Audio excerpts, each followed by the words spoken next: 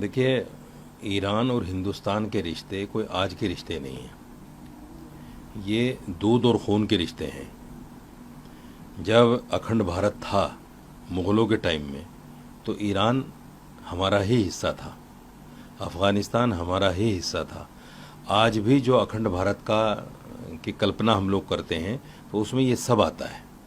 Iran, Afghanistan, Iraq, ये सब इसी में आता है। इसीलिए आप देखिएगा कि उनके और हमारे कल्चर में बहुत समानता है, बहुत समानता है।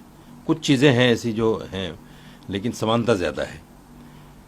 और हमारे रिश्ते इसलिए भी ईरान से हमेशा अच्छे रहे हैं कि जब अमेरिका ने पाबंदी लगाई, तो ईरान ने पाबंदी के बावजूद भी हमें तेल दिया, और ईरान ने हमें इंडियन रुपीज़ में पैसा देने के लिए भी छूट दी।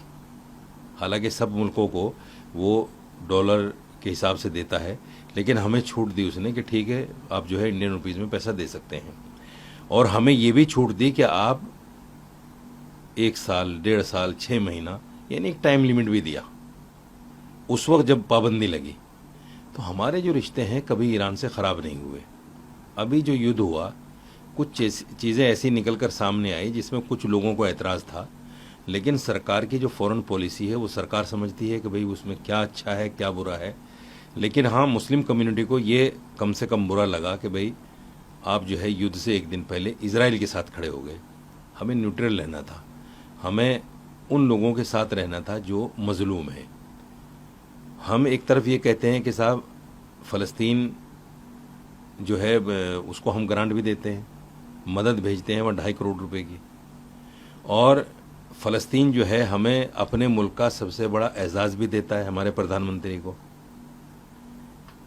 लेकिन फिर भी हम इजराइल के साथ खड़े हो जाते हैं जाके। क्या मजबूरी है ये तो सरकार समझेगी, लेकिन मुसलमानों को ऐसा लगा कि नहीं, ये ठीक नहीं हुआ। मगर हालात आहिस्ता आहिस्ता चलते गए, बनते गए। अब अगर ईरान बुला रहा है तो वो भी उसी नज़रिए से बुला रहा है जो हमारे अपने पुराने ताल्लुकात ईरान के साथ हैं और रहेंगे। ट्रंप की वजह से हमारे ताल्लुकात ख़त्म नहीं हो सकते। आपको याद होगा कॉरिडोर बाकायदा ईरान ने हमें दिया हिंदुस्तान को। हिंदुस्तान पर एहसान है कुछ ईरान के, और ईरान ने कभी हिंदुस्तान को अपने से अलग नहीं माना। इसलिए जो उनको प्रधानमंत्री जी को बुलावा आया है, ये बहुत अच्छी बात है।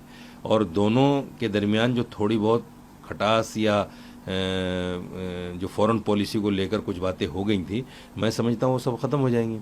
रही बात ये कि ट्रंप जो है वो आदमी है जिस पर इत्मीनान नहीं किया जा सकता, और मैं समझता हूँ कि प्रधानमंत्री जी को भी फुल फ्लेश उन पर इत्मीनान नहीं करना चाहिए। ट्रंप ने हमें बहुत बेइज्जत किया है और जगह जगह किया है। अभी भी लास्ट G7 में जिस तरह का उसका बयान था, हमारे प्रधानमंत्री को किलर कह रहा है, तो ये ट्रंप जो है उसका ये पता नहीं वो कब क्या बोल दे। तो ऐसे आदमी से बचना ज़रूरी है।